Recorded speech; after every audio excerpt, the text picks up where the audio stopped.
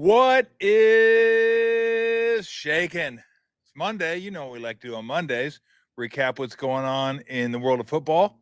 Obviously, the 49ers, and we do it with our favorite tight end. Number 84 in your scorebook, number 1 in your hearts, Brent Jones. What's up, Brent? Tommy, I am fired up. I did not want to come on the show 0-1.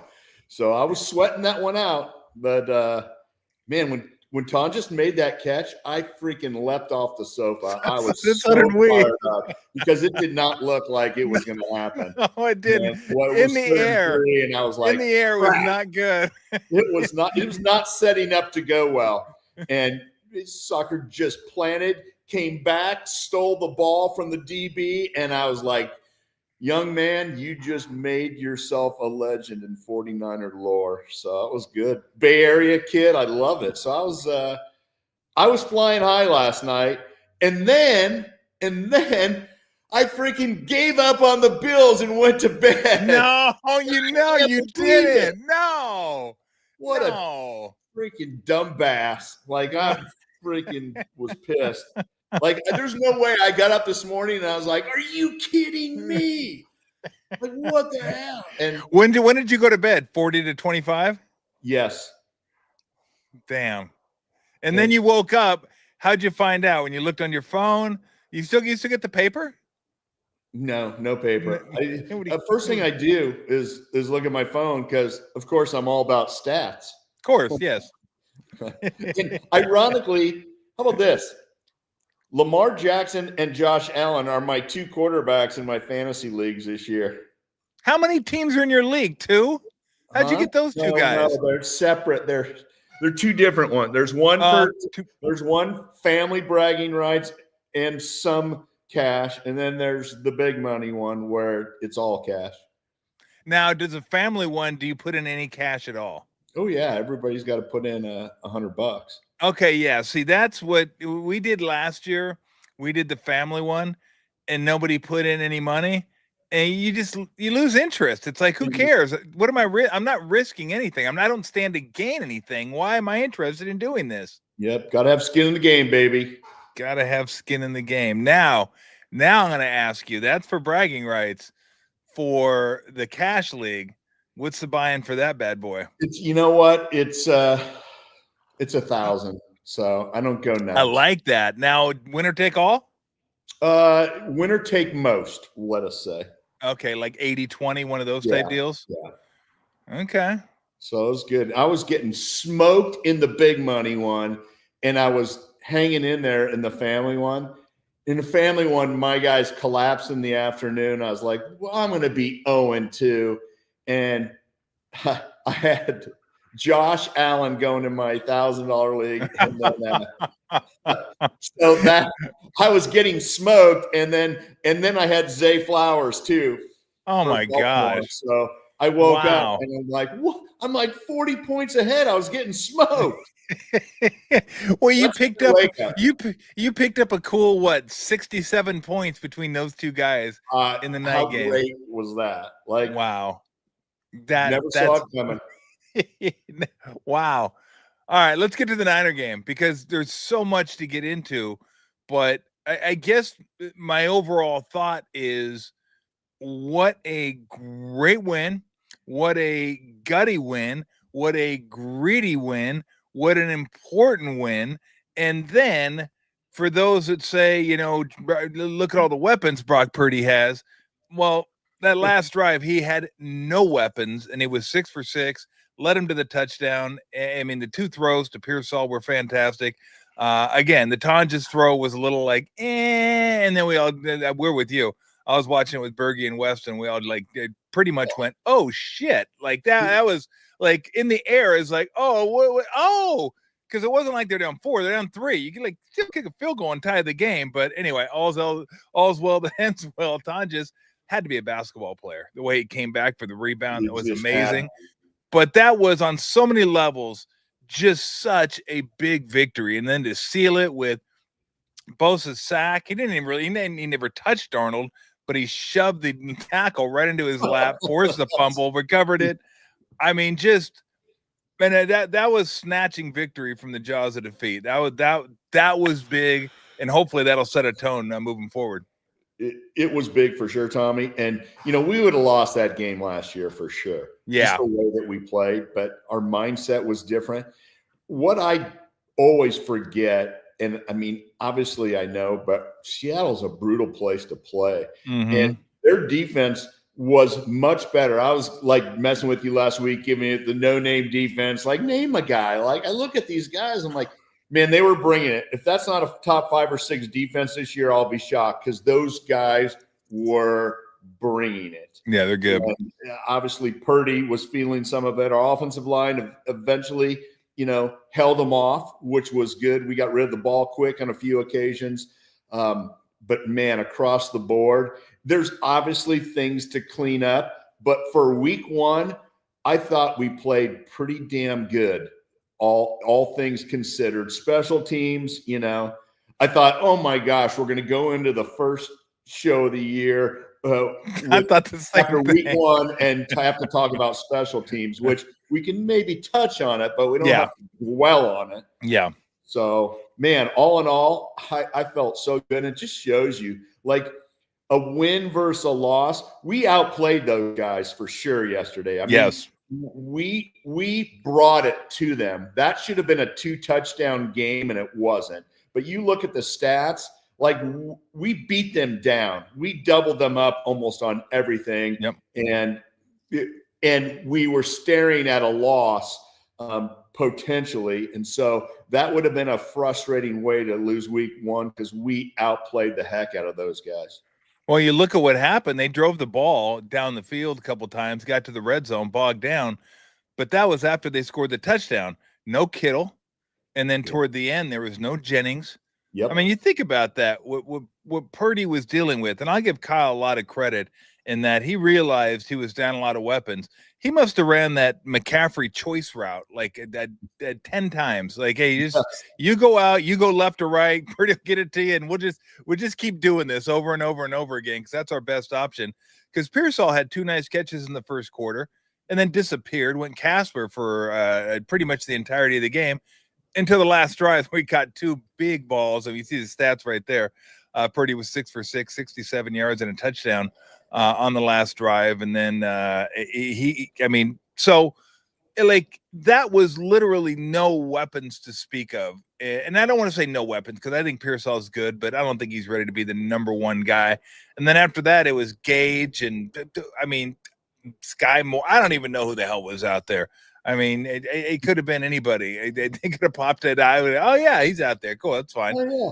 But just to get the job done, the throw that Purdy made, that little in and out to Pearsall, was a tremendous throw. The one, the deep ball, I still don't know why the DB stopped. The DB kind of stopped for a second. Pearsall got behind him. But again, that was one that you're so right. They lose that last year. They find a way to lose it. This year they found a way to win it. Yeah, it felt so good, and you nailed it. And I just wonder, I'd have to look at the all 22, but Pearsall kind of came out of the gates, and I thought, they're going to start shifting some coverage to him, or maybe clouding him, or doing something different. And then you didn't hear much. And to be the number 1 guy in this league, you got to sometimes you're going to get doubled, and you got to be able to beat double coverage. Yep. And here's a young guy that basically, he's a rookie. I know he played in a handful of games last year, but he's still learning his way. I think he's going to be an outstanding player, and I think he can evolve into a number 1. But right now, that learning that and the things that you have to do to get the ball and to get open, and man, that's a challenge. But he still had over 100 yards. He made a couple of huge grabs for us. And then, like you said, like we're ham and egging it behind that. And once Jennings got hurt, and I don't know how healthy he was when he was in, but once he got hurt, it's like, are you kidding me? Like, who are these guys? But our tight ends rallied. Farrell made a big catch on a 4th down. Like, loved it. And then the Los Gatos High kid coming out of nowhere. Yeah. I mean, Tonjes, what a great young man. What a play. No, Tommy, he had to play basketball. I'm gonna find out now because I got to know. But his momentum, his body momentum, when you're heading toward the corner to be able to stop, plant, and not only just get up, but to come back, take a step back, and get in front of the DB and just go up and steal it from him is such a veteran, spectacular, all-pro-like play. And here's a kid that's the third tight end that nobody ever even heard of. I mean, I knew about him just because he was a local kid. Yep. And I always pay attention to the tight ends too. Of course you do, as you should. And you also know that the best athletes on the field are always basketball players. You know this. Always. Well, no, I thought you were going to say tight ends, which they're one of the same. Yeah, but tight ends usually play basketball. Well, there you go. Did you play basketball? No.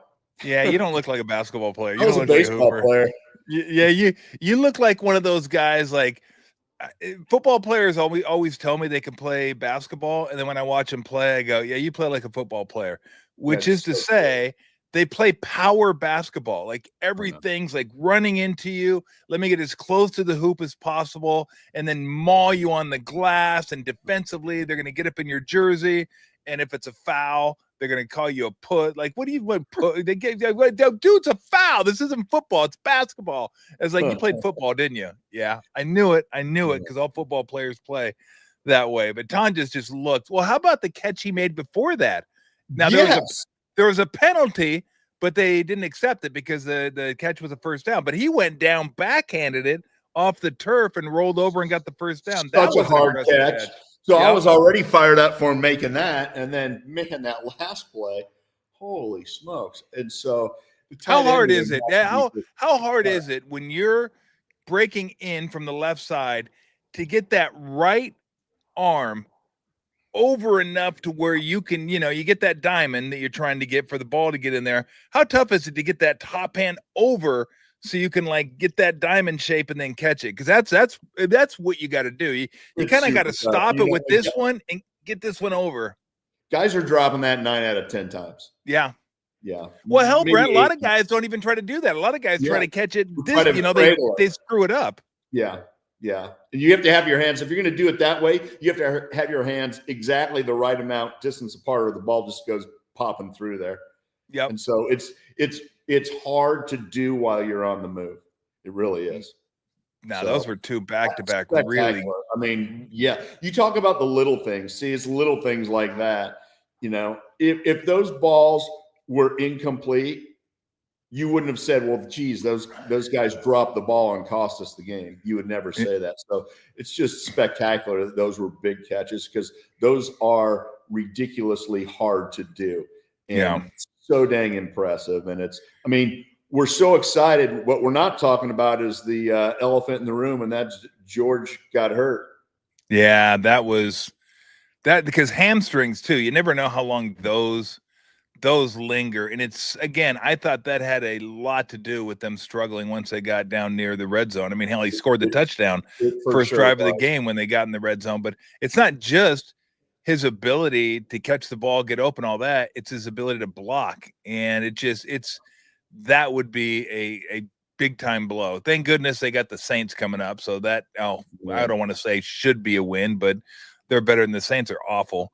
But that's a rough one. We'll see what the MRI says when it comes back. Apparently he's getting it today, but hopefully it's just a mild strain and he misses maybe a week, maybe two. But hamstrings, you just never know with hamstrings. You never know. And then you're not fully confident. So even if you're back and quote healthy, you're still at 90% for a couple of weeks, because like in your mind, you just can't let it loose without thinking about it. And so there's a little nuance there, but back in my day, you never had an MRI on a hamstring. It was just like, you tore it and you'd come back and it'd be like, okay, is it a big tear? Yeah, I can wrap it up and kind of play 3/4 and hobble around, or is it, light one?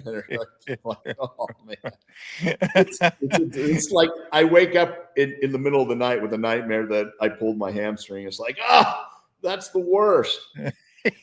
You guys were disposable back then. Like, move on. Disposable. Nobody cared. Nobody cared. The MRI. What's an MRI? Yeah. Well, you know what? Because the teams didn't want to spend that much money. They're like, MRI, how much do those cost? Give me another tight end. $1,500. Like, give me another.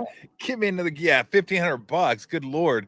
Last time I got an MRI, obviously insurance covers most of it, but still, I don't even know how they calculate these things, Brent. Last time I got an MRI, it showed on the charges like $54,000 for an MRI. Come on. Like, no, I swear to God, 54 grand. Then like the insurance says, okay, this is what we're going to pay for the MRI and this is what we'll cover. So, I mean, you end up paying, $800, $1,000, which is still a lot. And I'm like, what a scam. Like, hey, what is charging a ridiculous amount? Because we know the insurance company is going to chop it in half. And then the insurance company will say, okay, we'll pay. It's just ridiculous. I'm like, how do you live with yourself? Like, how do you live with yourself? Like, literally saying we got some magnets here and we got this tube and we're just going to stick you in for like 30 minutes and that'll be 54 grand. Thank you very much. 54 big ones. Like, I just wonder if there's a sucker out there somewhere that's like, oh, you know what? I'm going to negotiate that down to $27,000. I should just get an MRI machine as much as I like do MRIs. Although, you got to be careful though. Did you hear that? Did you see that one story about the guy in New York? Was brutal. Oh. And, Tommy, so you're a big guy. I used to be able to get in the tube, and now I can't do it. They got to drug me bad. And drug you bad? It drug me bad, like massively. Because I freak out. I can't do it. In fact, we had to find one a couple years ago when I was a freaking huge clown and tore my pec. And it's like they had to MRI it. And like if you don't go in the tube, I had to find like a large MRI. That's what I do. Which is like I had to scour the state to find one.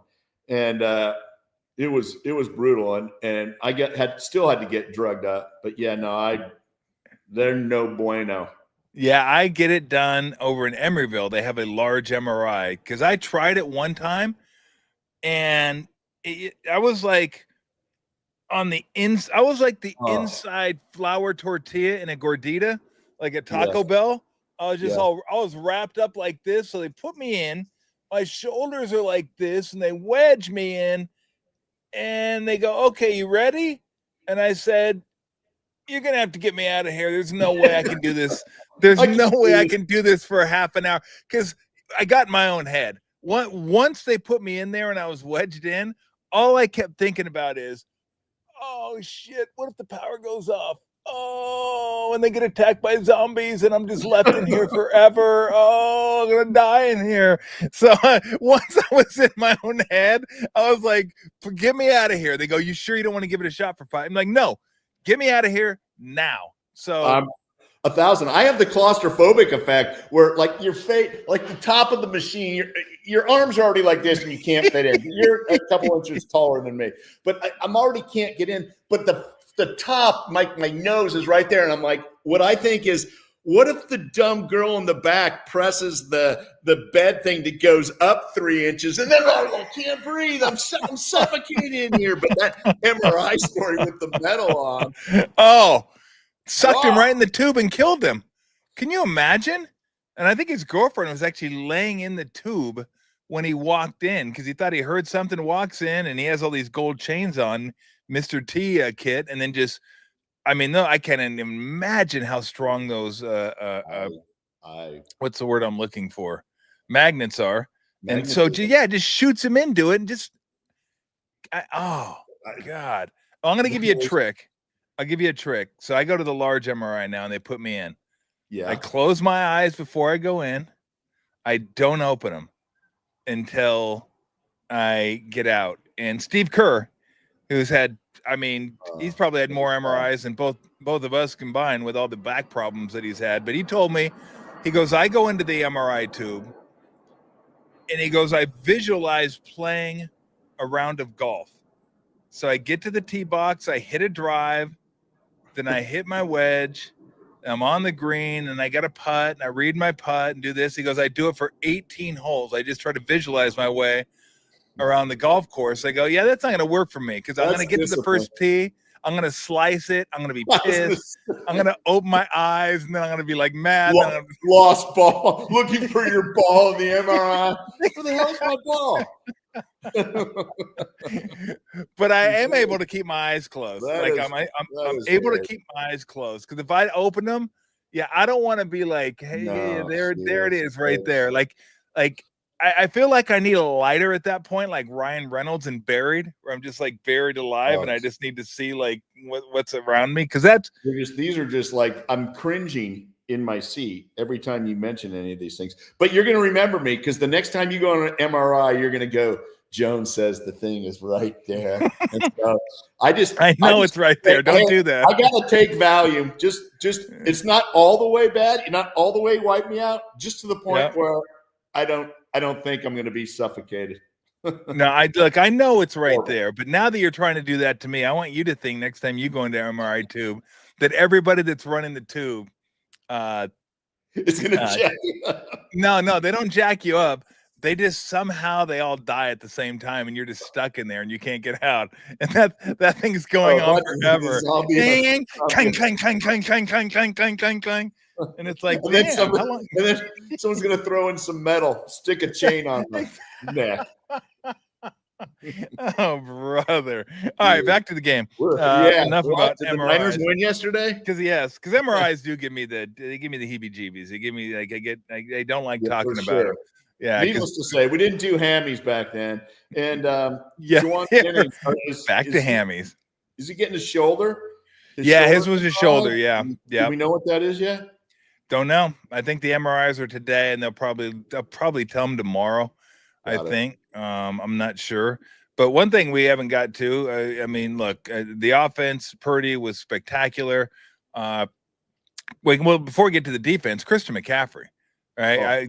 Everybody was all freaking out because of Cav. And look, I'll be honest, how could you not if you're a Niner fan? I mean, he was out all last year because of Cavs, or Achilles tendonitis, whatever you want to call it. So when you hear that, like a week before the season, you're like, oh, shit, here we go again. And I'm not saying it won't pop up at some point. I mean, you just keep your fingers crossed every time the Niners play. But he looked like great. I don't know that they want to get him 31 touches per game, 22 carries, 9 receptions. I'm sure that was not the plan. That might be. Yeah, once you get in the heat of the moment, they're like, I don't give a shit. We got to win.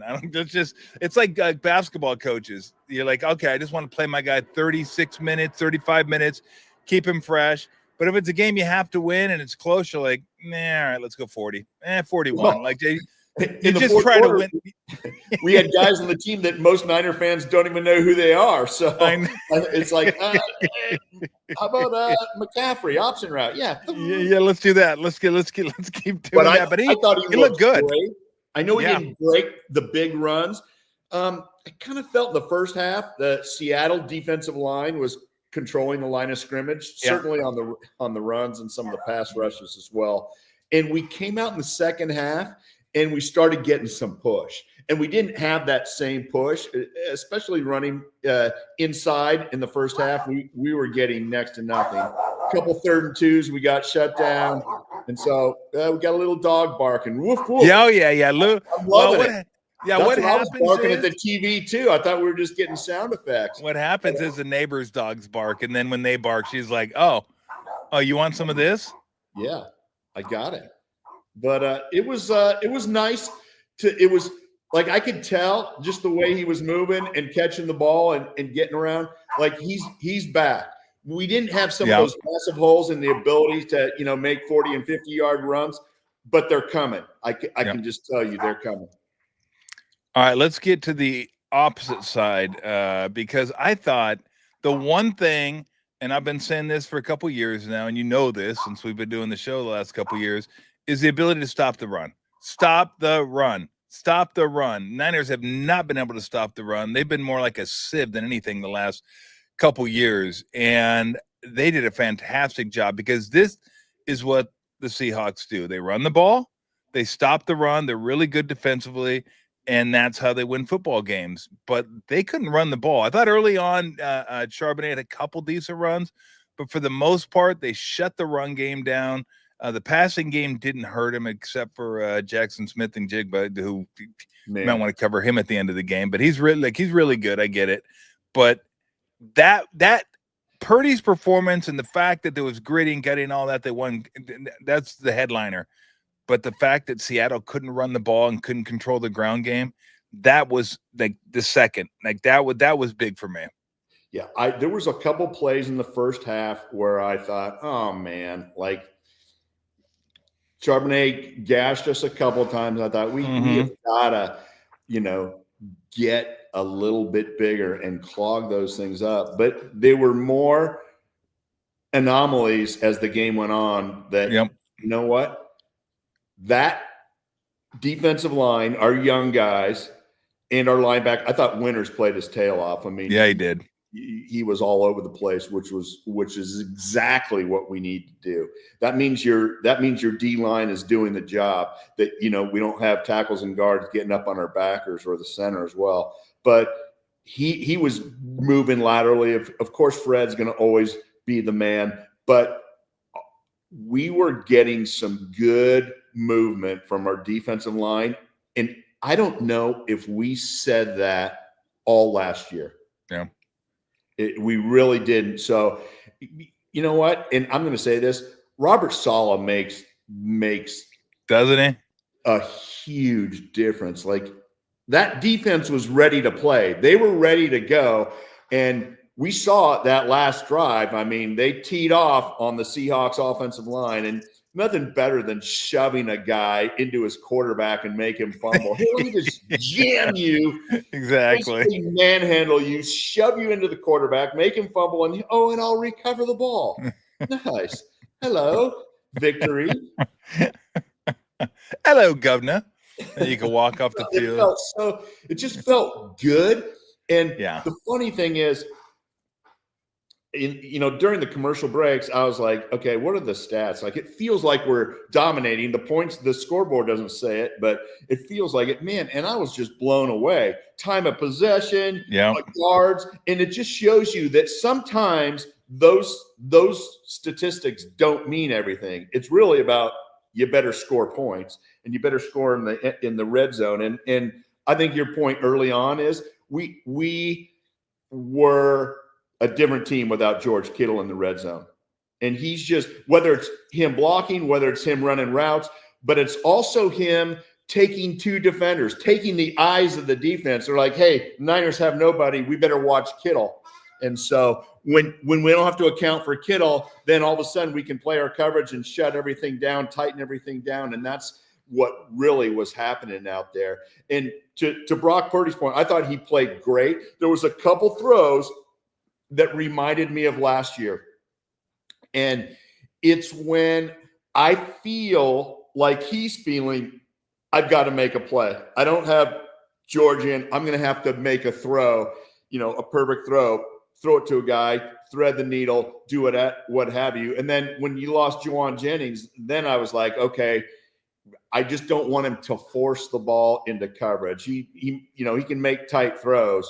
And as a quarterback, you're gonna miss some of those, or a guy's gonna make a great play. Let's face it, the cornerbacks in this league are crazy, athletic and can turn on a dime and break on a dime. And so you got to know. But outside of those couple throws, I thought he played marvelous. And it would have been great to have a few more touchdowns, but it was our Seattle had a great defense. I was super impressed with what they were doing, and much, much better than I even expected. I knew it would be a challenge, but I didn't know, like I said, that could be a top 5 defense. Yeah, I didn't think the first throw was egregious. That's kind of a staple throw for him. How many times have we seen him just get it over the linebacker and drop it in before the safety? That guy made a great play too, I got to say. It was a great play. I think Purdy, something about the timing. I think he probably didn't throw it when he wanted to, and he was backpedaling. He threw it off his back foot.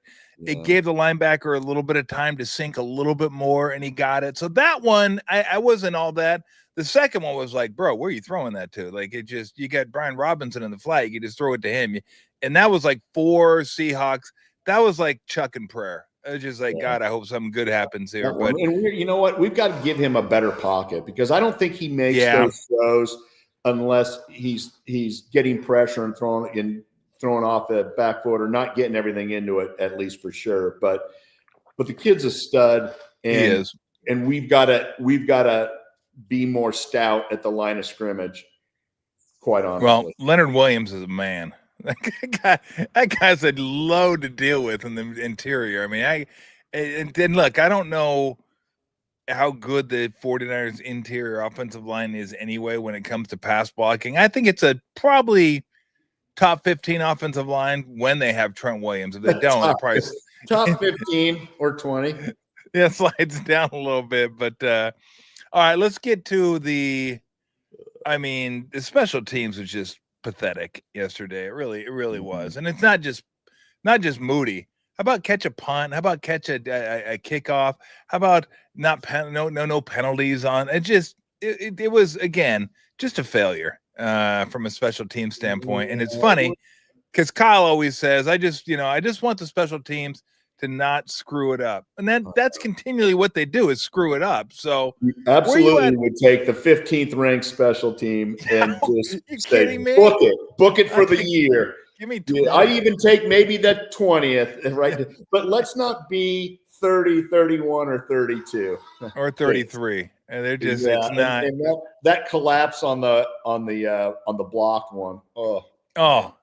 I mean, what are we doing? That was brutal. Feel free to get the inside guy. Okay. I mean, I don't know if he needed some help there, but I mean, that's just common sense. No matter what sport you're playing, but let's say, okay, I'm playing football. If a guy's blitzing, who do I go for? The inside guy or the outside guy? The inside. You always go for the inside guy. You don't go for the outside guy. You go for the inside guy. And that was, but the first one, that collectively gave Niner fans anxiety right there. It's like 23-yarder, you clank it. It's like every other field goal, and even Kyle's decisions toward the end of the game were affected by Moody. And it was like, so I'll ask you this, because I've been more, I don't like saying, okay, need to get rid of a guy. That's just, I feel bad doing that. I know how hard these guys work, and I don't want to get on the air and go, this guy sucks, he needs to be fired, get rid of the coach. That's, the other people can do that. I don't want to do that, and I'll never do that. But I am getting to a spot now where it's like, I feel the teammates kind of getting antsy and restless. It's not like he's done a great job. I know they invested a 3rd-round pick, but who cares? That's gone. That's sunk cost.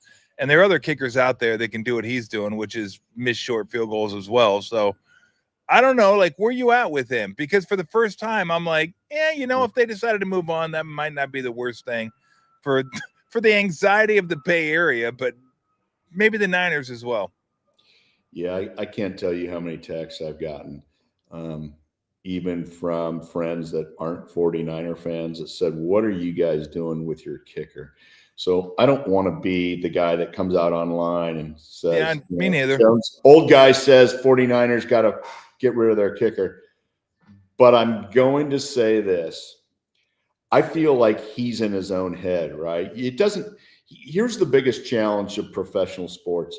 You can practice your butt off and be flawless and nail it every time. But when you get between the stripes and you're out there and there's pressure and there's fans and there's whatever,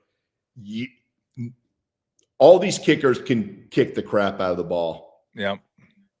Kicking is 80% mental for these guys. And if you're not right mentally, you can't fix yourself mentally during the week in practice. Do you know why? Because it's practice. That's exactly it. It doesn't matter. It's practice. You don't lose games in practice. You don't have fans screaming at you in practice. You don't have teammates throwing their helmets. You don't have that. And so we're at a point now where I just wonder if we let him go. My gut tells me he goes somewhere else eventually and is in a much better place mentally.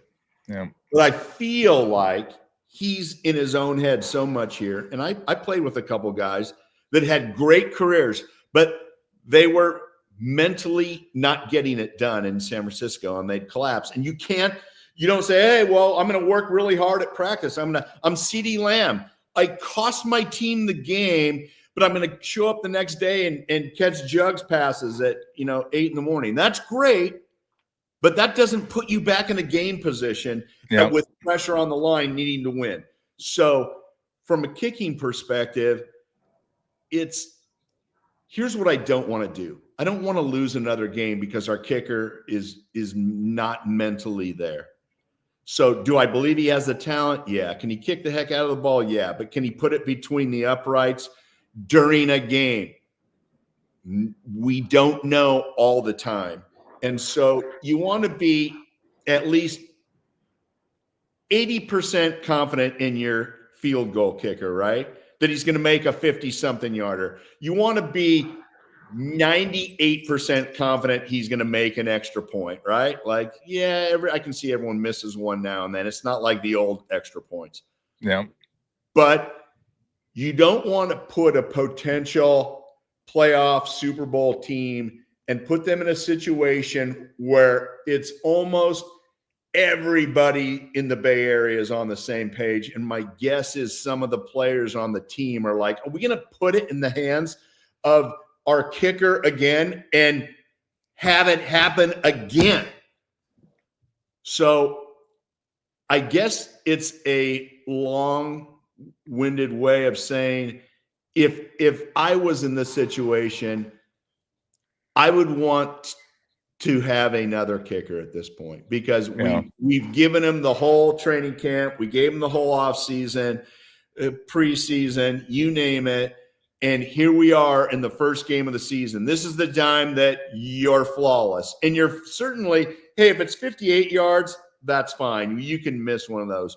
But you can't doink a chip shot when you've had the whole last year like you had it. Yeah. You just can't. No, I agree. Because the only analogy I can make in basketball is free throws.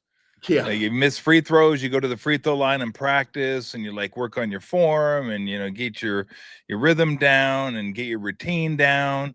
And it only helps you so much because you're at practice. And if I miss at practice, if I can quote Allen Iverson, practice. But you go to the game, it's a whole different vibe now. Now you got everybody in the stands looking at you, which is what they do for field goal kickers. It's the only time in football where it just stops and everybody's looking at one guy.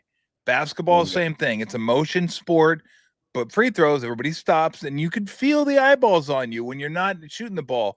Well, I mean, it just gets a little heavier and a little tighter and it's in your head a little bit.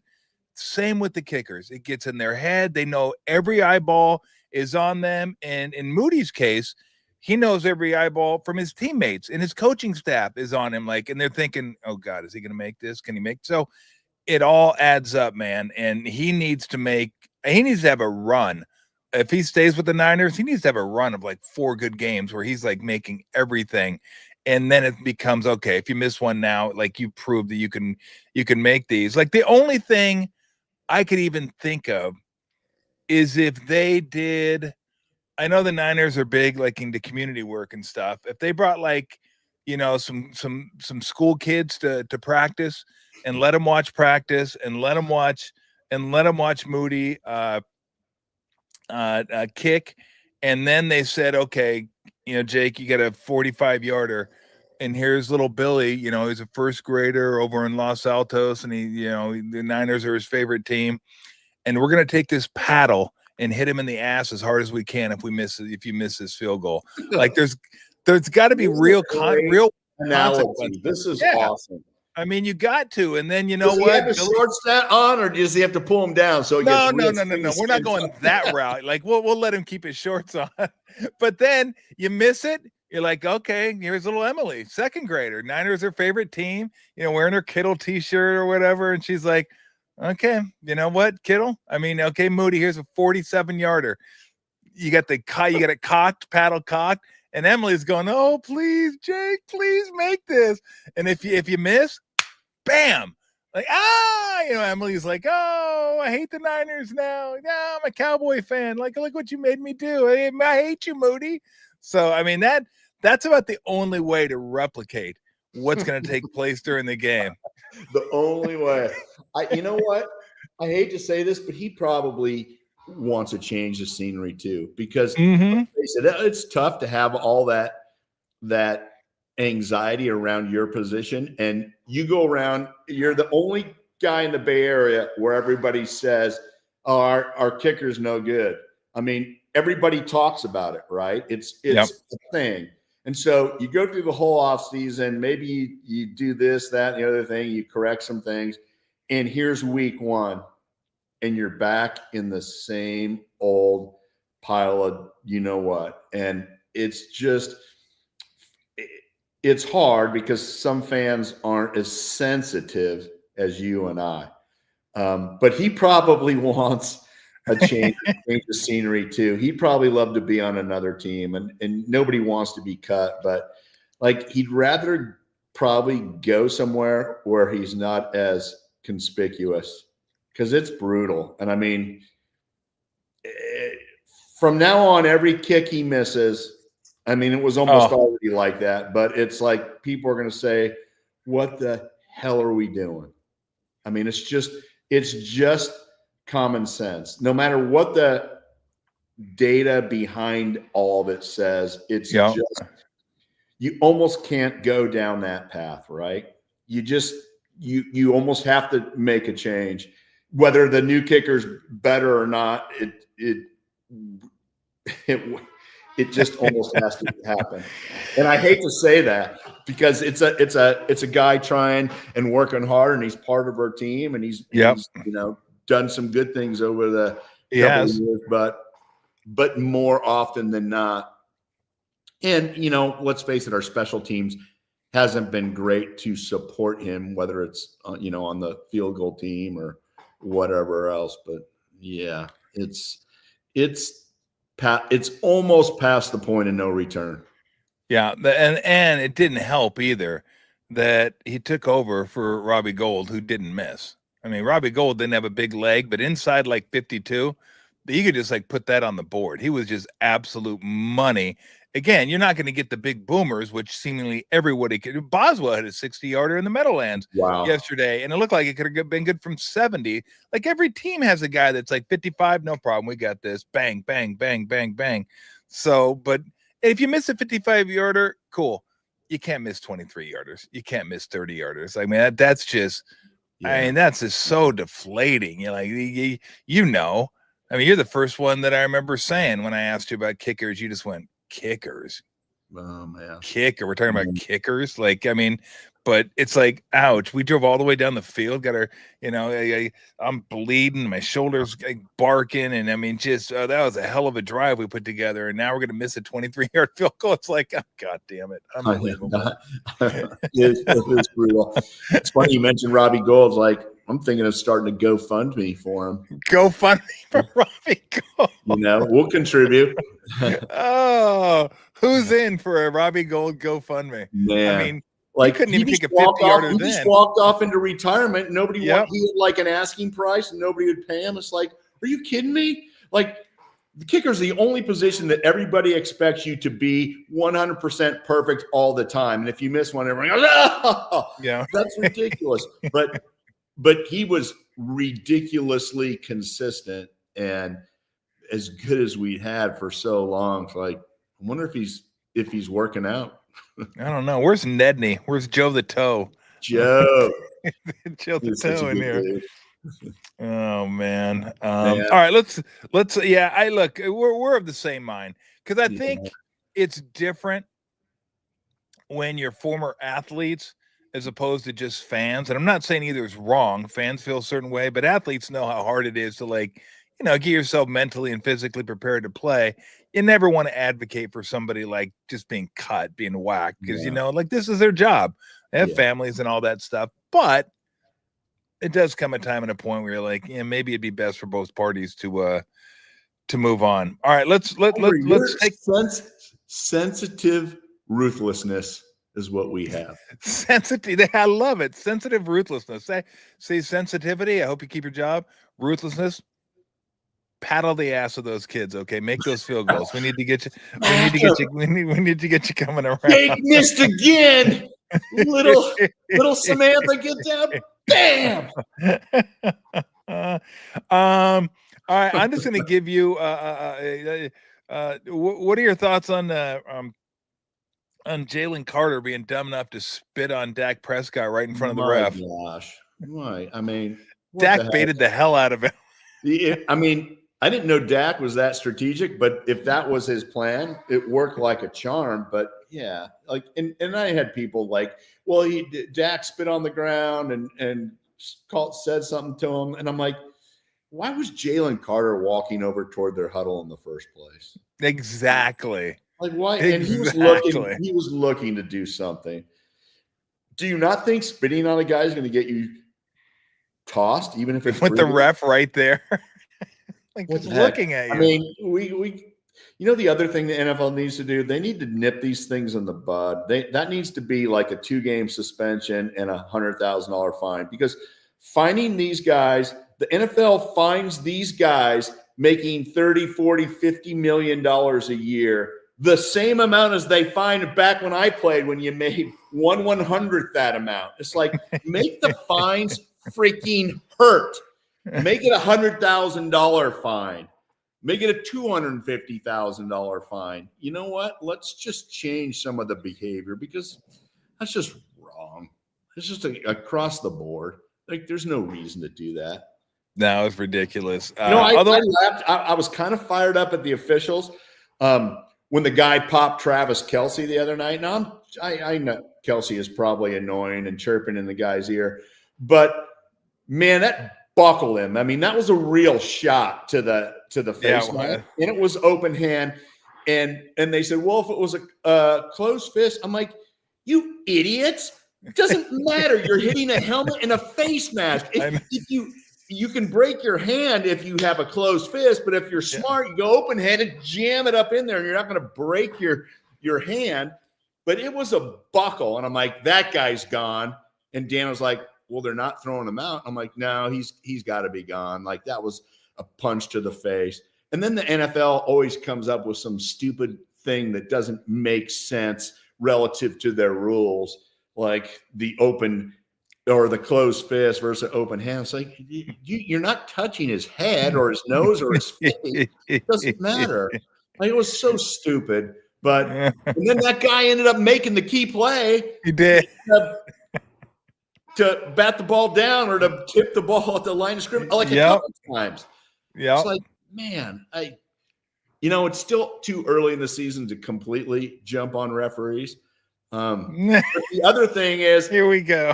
No, this isn't even the referees. It sort of is.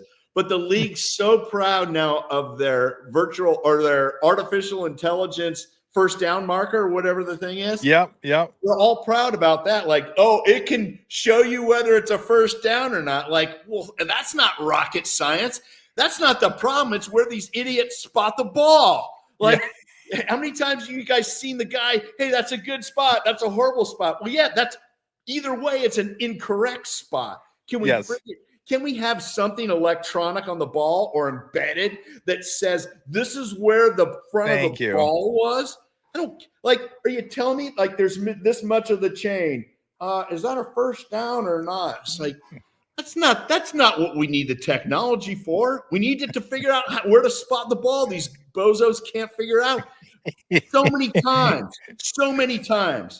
Like, it's. You don't want Gene Steratore with the index card, putting it down there between the. And I love when they actually say the truth instead of CYA, because there's so much CYA, officials to officials, and all this stuff. And I get it. It's a brutally hard job. And would I do any better? Probably not. But I'm not dumb enough to be an official. So if you are in one, freaking get it right. And if you have technology that can figure out where is the ball exactly in a big pile, you can't overturn the call on the field because nobody can see where the ball is. So it's just not that hard. That would be real technology. Not look at this. We can tell where the line to gain is. When did line to gain become a thing too? It's starting to get under my skin. I know everybody says it now. We're old men now. We're like, just little Totally, things. totally. Little Let me things rant. that Let me just set rant. us I'm off. on a podcast. What here. are we doing? Yeah, Genius. that's what podcasts are made for. I know. For ranting. Show me some real technology, not whether you can figure out if the chain gang just sets up the chain. So the first down is where the first down is. Has nothing to do with it. Like, that is the dumbest reasoning. And hey, look at this great new technology. Hilarious. Man. All right, before we move on, because I wanted to ask you about just your thoughts on the weekend and what jumped out to you. Give us your thoughts on Colt McKivitz signing the extension, 3 years, $45 million, and then Kendrick Bourne 1 year, 1 year contract. He'll be coming back to the Niners. Give me your thoughts on those two things. So I feel like McKivitz has worked hard to improve his pass blocking, and you know what? Is it perfect? No, but I believe he was one of our top graded out pass protectors yesterday, and ironically, the king of pass blocking struggled, gave up 6 pressures. Trent, I'm sure he had to be hurt, but man, there was one play where he got pushed into the backfield, and I was like, whoa, I've never, ever in my life seen that happen to him. Like, it probably never has. There must be something with his leg that he couldn't plant, and there's something going on. Obviously, I don't know what his injury is, but he was banged up for sure. I knew he got smacked early in the game, but on McKivitz, you know what? The position gets paid a lot, and he has improved. There were times where I would have given him the old, Jake Moody sensitive ruthlessness, but he's come around and he's worked hard at it. Yeah, and he's gotten better, and so that doesn't mean perfect, but good, and so good for him. He got a 3-year extension, and I think the contract reflects that, right? It's not huge money. It's solid. It's solid. Like, okay, and you know what? He was solid yesterday. And like I said, it's probably the first time he's graded out at the top of the pass blocking list. And I know he worked hard in the offseason and in training camp to set himself on the course to be successful. So my thing is, good for him. You got to applaud that, because there's been a handful of times over the last couple of years where, we've been hard on him, but good. I mean, that's one of the hardest things to do, Tom, in this league is everybody works on their strengths to make them incrementally better, but very few guys work on their weaknesses. Yeah. And so good for him. That was good. The Kendrick Bourne news, I mean, I'm glad. One, I've heard of him. Two, I know that he knows. You're happy you've heard of him. I've heard of him. Two, I know that he knows the system. And three, we need some receiver options. Either everybody's hurt or suspended or coming back from rehab. And I feel like if we can battle through this first month of the season, all of a sudden we're going to have to start cutting receivers, because we're going to have like 10. Exactly.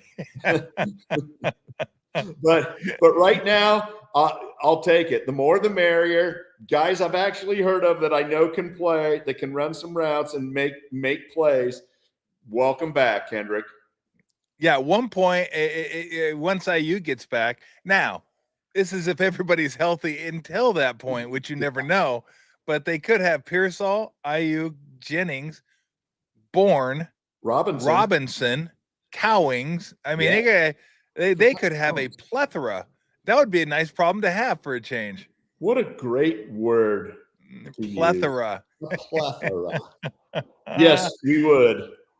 Definitely. If the Niners have a plethora of anything, that would be a good thing, because they've dealt with a lot of injuries over the last couple of years. We just don't want a plethora of special teams commentary. And we don't. Hopefully, this will be like the last week we mentioned. And it's not just Moody. Like I said, catch the ball. When it's punted to you, just catch it. When they kick off, just catch it clean. How about not holding, although that seems to happen on every punt return or kickoff return, but just have a clean, normal, get it out to the 30 on a kickoff. How about just catch it on a punt, take it back 2 yards or none. I don't care. No holding on the end, just normal. Like, hey, it's a punt. He caught it. Let's move on with the game. There's always something going on with the Niners and special teams. Like literally every single play, it's like, oh God, can we just like not notice you for a couple seconds? Please don't be noticeable. My motto for the special teams, and I might print shirts out. Can't we just be average? I'll wear one of those. Please. Niners special teams. Can't we just be average? Average. All right, before we run, give us your thoughts on the weekend. Like, what jumped out at you this weekend? It was so much fun just to watch football and to wasn't it great to have watch it back? Real football. And yeah, we say this every year. It takes 3, 4, 5 weeks for teams to start gelling.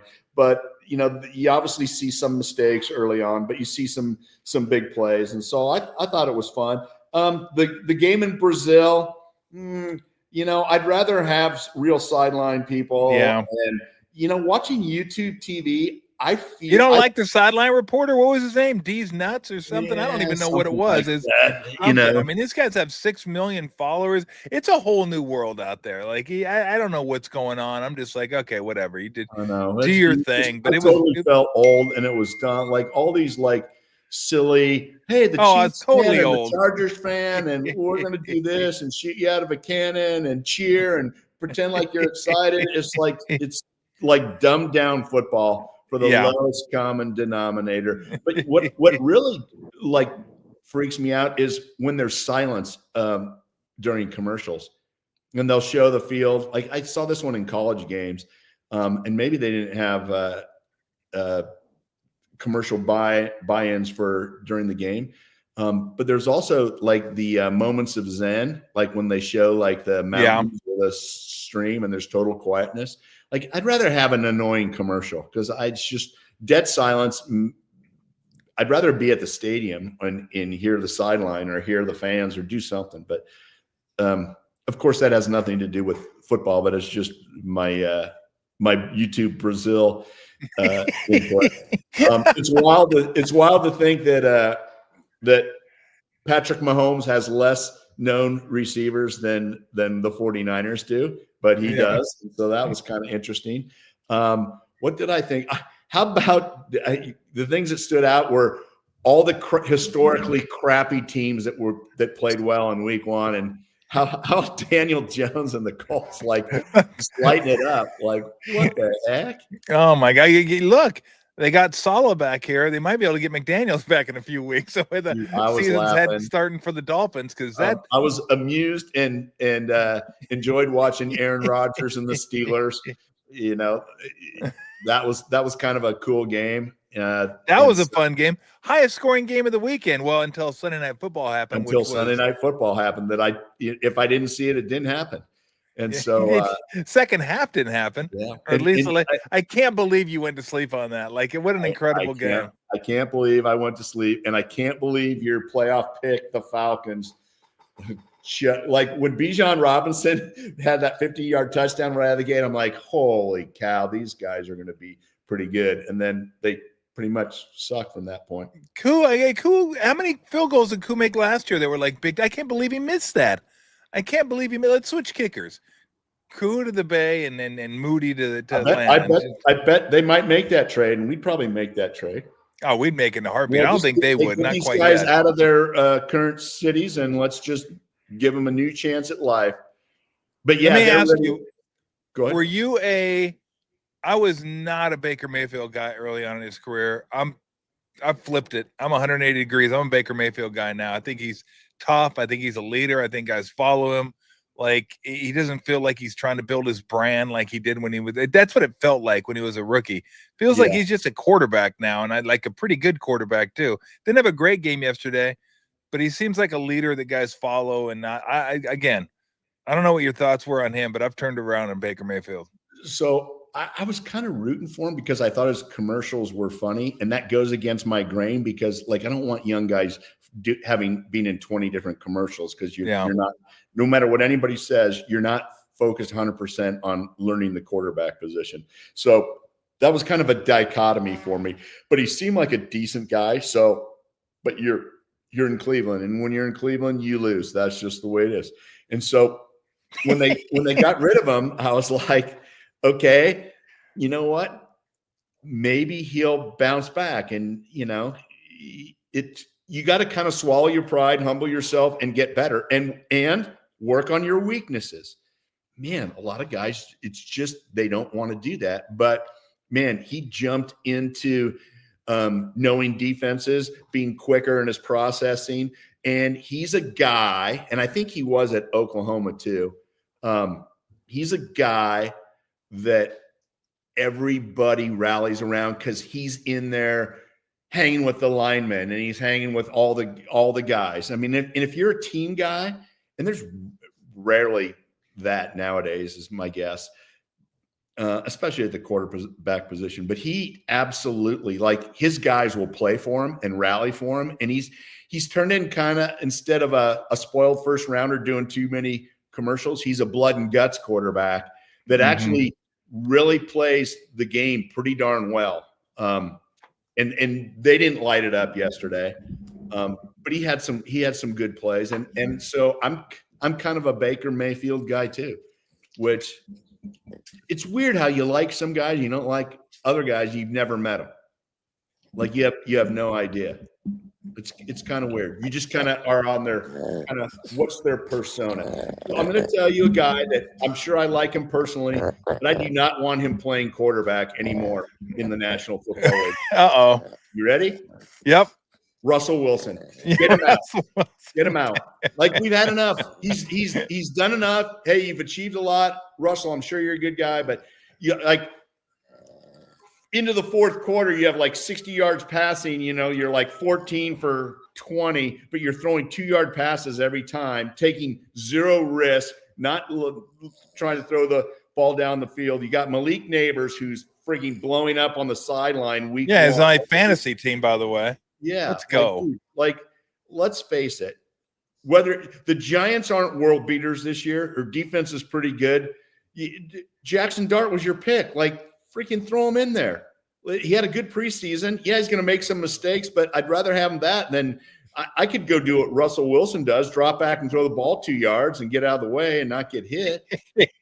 He's not as mobile anymore. It's like, yeah, please, like, get off the stage, old guy. Look, everybody knows that follows the show. They know it's 2:00 because at 2:00, this pumpkin time. Give me some pumpkin, baby.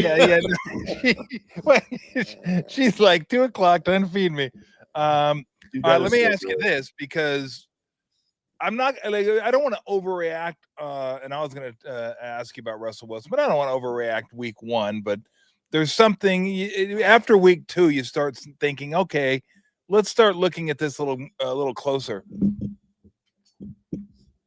Ben Johnson's no longer with the Lions. Man. And that offense looked completely different yesterday. Ooh. And look, I get it. Packers got Micah Parsons. Their defense is pretty good anyway. But I'm sorry. The Lions of last year, and I know Frank Ragnow retired their center, and I'm sure that has something to do with the offensive line.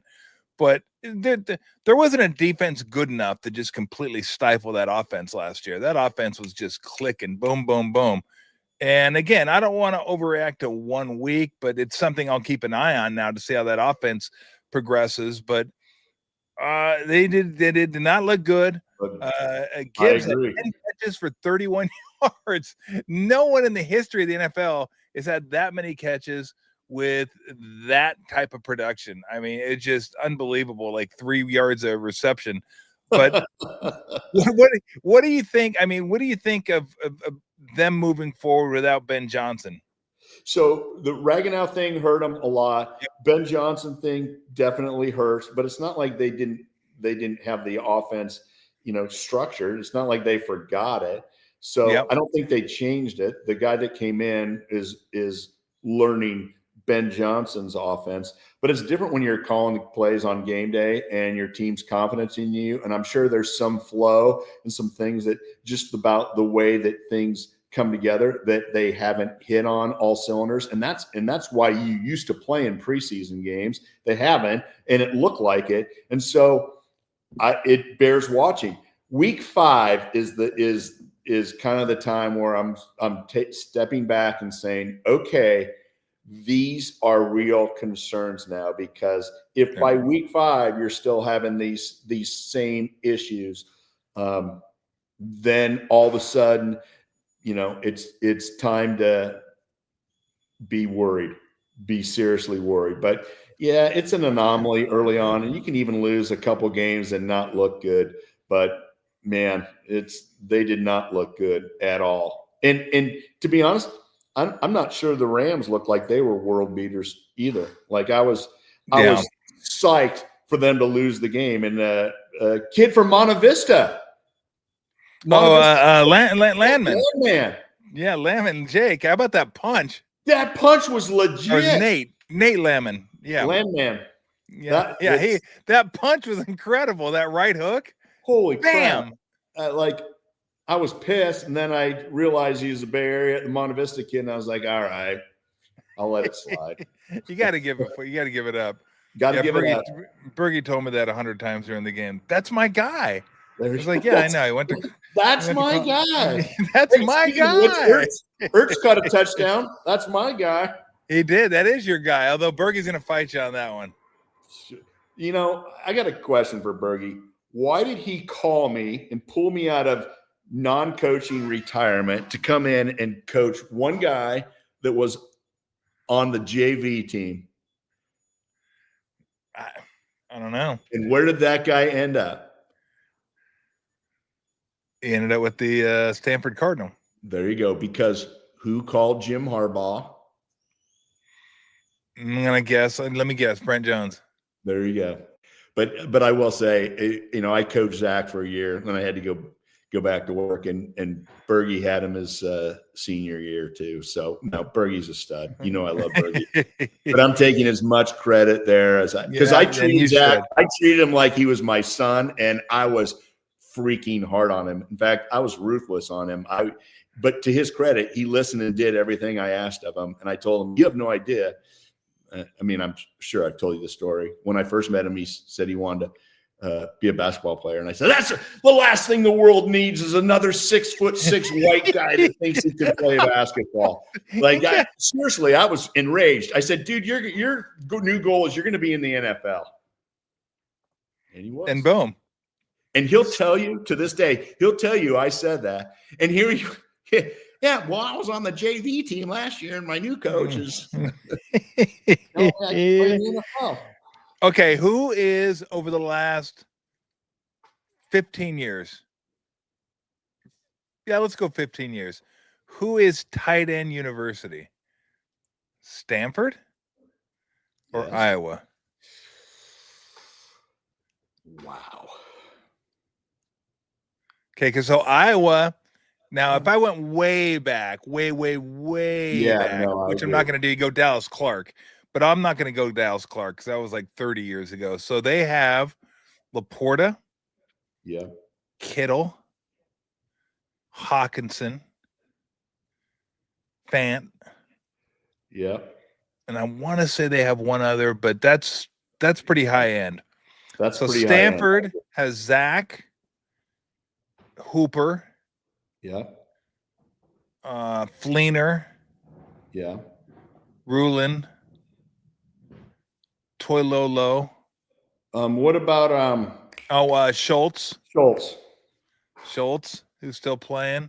So Stanford certainly has the quantity. Yep. But I'm going to have to give the quality vote to Iowa. Yeah, because the top three are pretty. I mean, Laporta, Hawkinson, and Kittle. That's tough to beat. What the top Stanford guys are probably what? Hooper, Zach, and Schultz. Sure. Yeah, and so that's pretty solid. I think you're right. It's good that Iowa guys have a tiny bit more star power right now, but if you did that 4 or 5 years ago, it would have been Stanford for sure. Yeah. But Kittle's become the de facto best tight end in the league. Laporta came in with guns a-blazing. It's funny because we were talking about this yesterday, Brent, and we were like, okay, what about wide receivers? Because Ohio State, you think Ohio State's like wide receiver university, right? And Ibuka had a really nice debut yesterday. Great debut, a couple touchdown catches, I think 4 catches, a couple touchdowns. And you think they had Garrett Wilson, they have Olave, they have Marvin Harrison Jr., McLaurin is an Ohio State guy. I mean, they got a bunch of dudes. And then I said, they got a bunch of dudes, but the top 4 guys, I don't know if anybody, any school ever the Tigers could top LSU's top 4 guys that are in the league now. Brian Thomas Jr., Neighbors, who are on the same team, and then Chase and Jefferson, who are on the same team. I mean, that is insane. Absolutely I'm going to give you the quality and quantity argument yet again. The quality is LSU. Not close. It is not even close. But the quantity is Ohio State. But, man, some of those guys need to step it up in the NFL for sure. Expectation level high. Production hasn't been there completely yet for some of those guys. I mean, Olave's had some pretty brutal quarterbacking, and it's not going to get any better this year. He had a good first year, and then he got hurt. And Garrett Wilson, we'll see. Garrett Wilson, I like Garrett Wilson. I do too. He's had, ironically, quarterback issues as well. Yeah, and then Marvin Harrison Jr.'s got the munchkin, so we'll see how that goes. I love the little munchkin. You love the little munchkin. You know what? It's so funny because I make jokes about him, but this is like the second time I've had him on my – I have him on my fantasy in the Superflex where you play 2 quarterbacks because he just gets too many yards. Yeah. Yeah, I just that's my first rule going into fantasy. Kyler. No Kyler. Yeah. No Kyler. Want to come up short, baby. You used that last week too. Okay, now you had 2 weeks in a row. That's too much. I can't That's too much. Okay, before I let you go, who are your don't drafts this year in fantasy? Mine were always Kyler, and mine was Tyreek Hill this year. I was like, I don't care where he's at. I'm not drafting Tyreek Hill. I had him last year, crushed me. I go, I don't care if he's there in the 4th round. I go, I'm not taking him this year. Did you have a guy you're just like, I don't care where he is, he's not going to be on my team? So I did. Mine was Tyreek, and then there he was, and it was late, and I'm like, you didn't take. Damn it, he's got to be better than he was. And now he's blowing up game 1. Tua throws the ball like barely further than Russell Wilson, and man, it's like, come on. But that was one of my do not drafts. You know what? Trevor Lawrence was one of my do not drafts because I had him, and you always think he's going to have that big game, and it's always ends up average. It's never the Josh Allen 45-point blowout like last night or Lamar Jackson. It's like, he'll be fine, but it's like it's not good enough. Who else? So ironically, I kind of felt like it wasn't Jamar Chase. It was believe it or not, my do not draft was Justin Jefferson. Why? Because of JJ McCarthy? Because I don't believe in the McCarthy experiment yet. And I just feel like it could be like Garrett Wilson in New York and have nobody throwing it to you. Although Justin Fields looked pretty good yesterday now. Justin Fields, I got to say. He looked pretty good yesterday. I thought he looked pretty good. Now, maybe as good as he's looked in an NFL uniform. Yes. And so usually once a guy sets the pace for a couple years, like it's hard to pull out. Like the greatest pull-out stunt maybe that I've seen in the guy that was an absolute disaster, never be more than a 3rd-string quarterback, and the guy's risen back to be somewhat of a stud. You know who I'm going to say? Geno Smith. Oh, Geno. He was toxic a few years ago. not as a person, as a do not draft. Do not draft. What? Guy can play football. Dude, he threw for 360. He was winging it around yesterday. Guy can play football. And he can play football. I thought, the Seahawks thing, I'm like, that's got to be an anomaly. He kept showing it. Like, that guy went to the classroom. He went to work. He worked on his weaknesses, and God bless him. I'd love to meet him just because I respect guys like he had. This is what his expectations were. He came in way down here, and he fought himself back, and he's right back at the top. And you know what? You got to applaud guys that do that, because let's face it, man, it's tough. The people just think, oh, you're great in college, you'll be great in the NFL, or you're great in college, you'll be great in the NBA. And you and I both know that is not always the case, and it's hard. And it's a slog. And you gotta. The biggest problem are the guys that think that they arrive on draft day, because you haven't arrived on draft day. In fact, that's day one of your climb, and there's a lot of guys that do that. Let me see. Anything else here that we want to get into? Nah. I mean, it's like really a lot of games are really low scoring games. I mean, there was more scoring at a monastery than there was in the NFL yesterday. It just so wasn't happening. Because I wonder if that's – I should try to remember every year, but I always feel like, everybody says, oh, the defenses are always ahead of the offenses. That doesn't always resonate. But, man, the way that things have gone now in preseason, I'm not a big betting guy, but you are. Like, you should take the under on every game week one. You would have freaking crushed it. I had some unders yesterday. Okay. I had some unders. Unfortunately, I had last night's under too. that only missed by, I don't know, 8 miles. That wasn't even close. I was like, at least third quarter. I don't even have to sweat this one. This one's not even close. 81 total points. It beat the total by 30, and it may have been, I think it was the highest total of the week, and still easily cleared it. So what are you gonna do? You can't win them all. What do you got going on for the rest of the day? I got another interview or so, and then I'm done. Then I'm just chilling, getting ready for Monday Night Football. Nice. Is that a Dallas hat that you're wearing? No, some other people have said that. Like Dartmouth?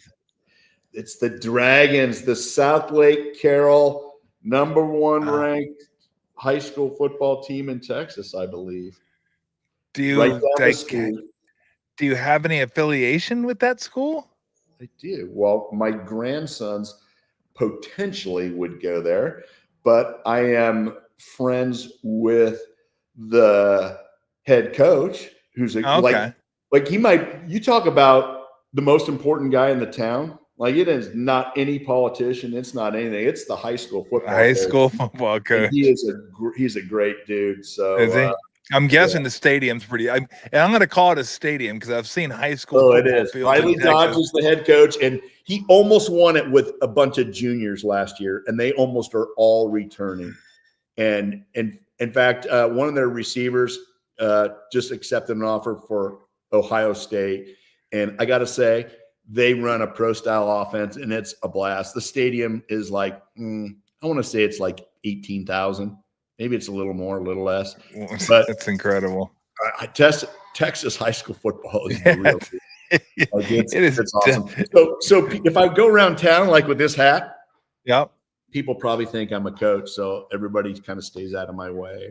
Look at that.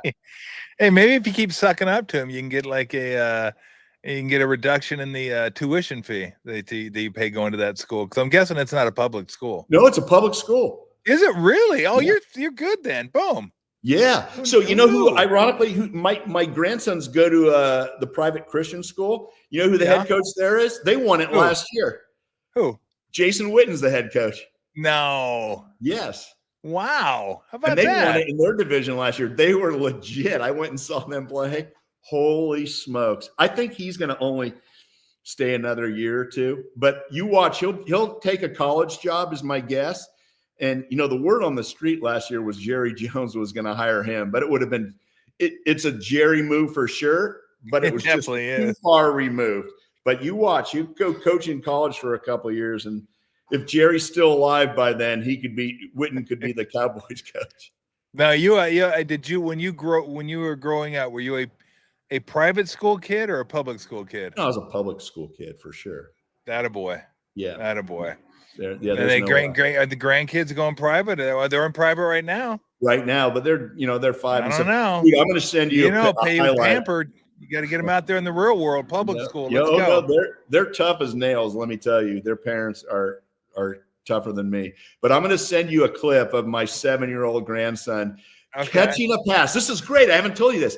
So Gronk's nephew is on the team with my son-in-law coaches with Gronk's brother Chris, and he's a great dude. The Gronkowskis are awesome, and I met Uncle Rob was at a game last year, and that was the first time I met him.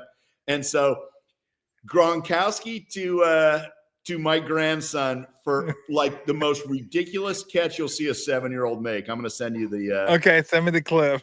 It was awesome. And so we're totally fired up about that. 2 tight ends. We got some bloodlines going big here in Texas. Love it. That's incredible. Absolutely. Maybe I'll get me and Gronk will come on one time.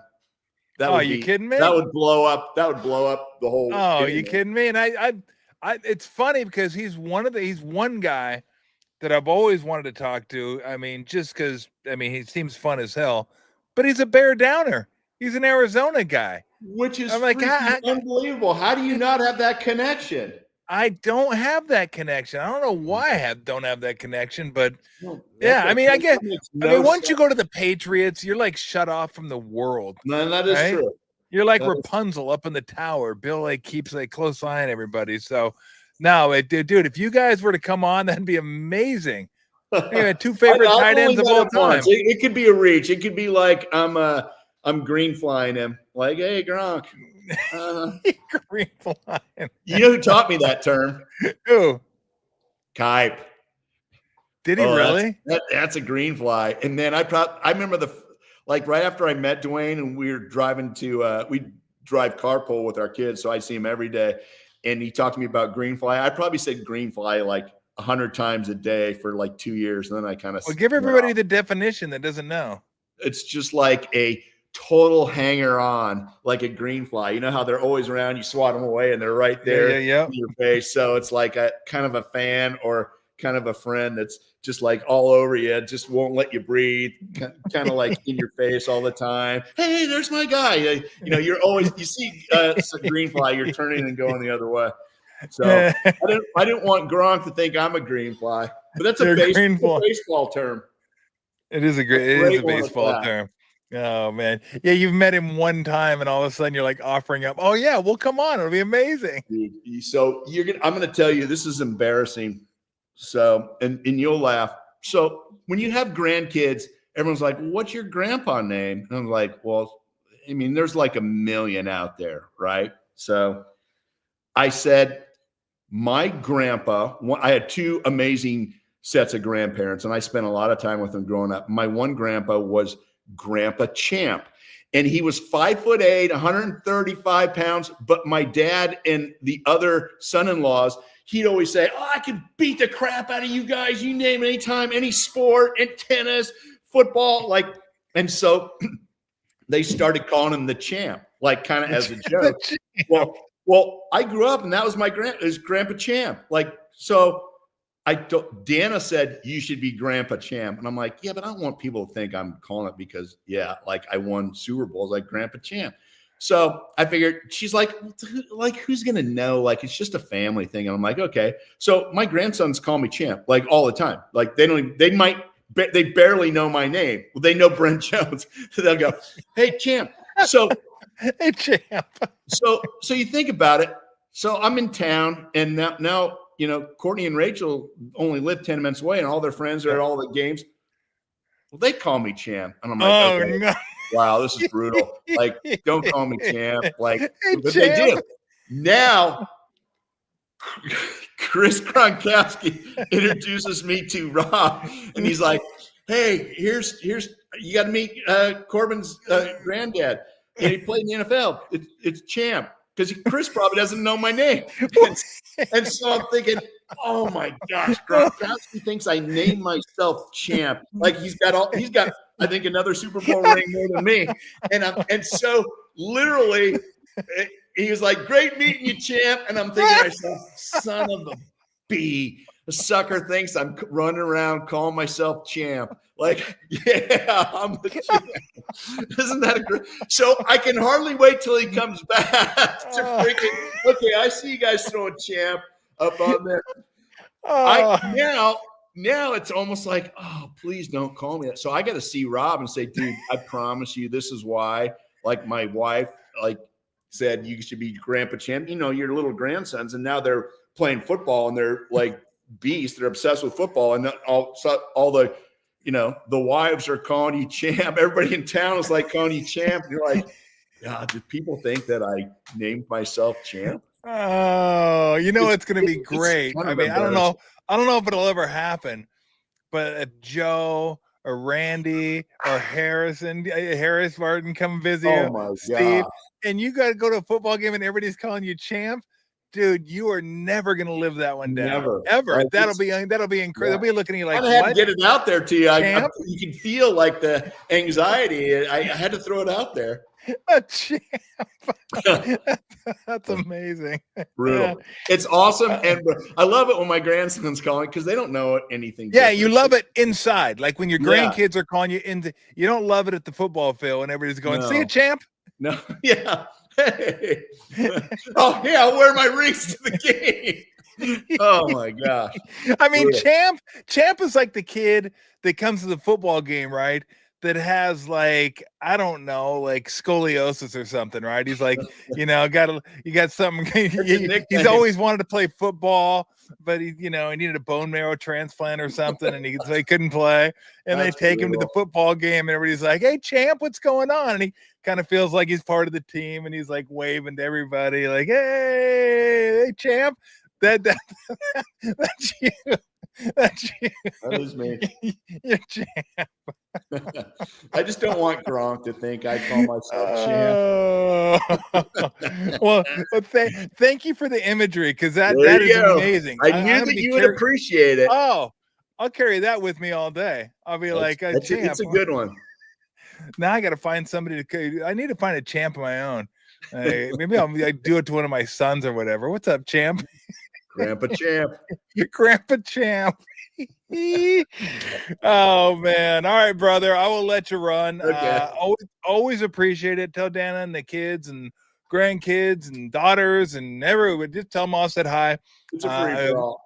Once again, appreciate it all the time. It's so much fun being able to do this with you on Mondays, and we'll look forward to catching up with you again next Monday, Brent.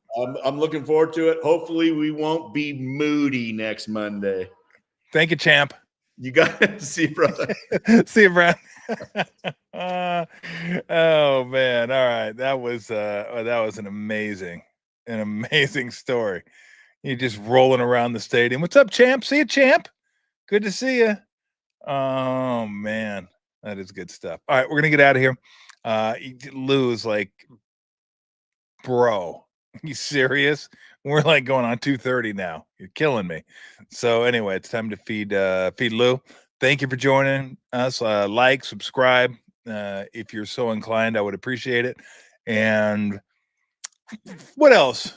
Bay Area Sports Collective. You want to go over there? Check that out. See what's going on over there. But yeah. Everybody just have a great day. All right, see ya. Out.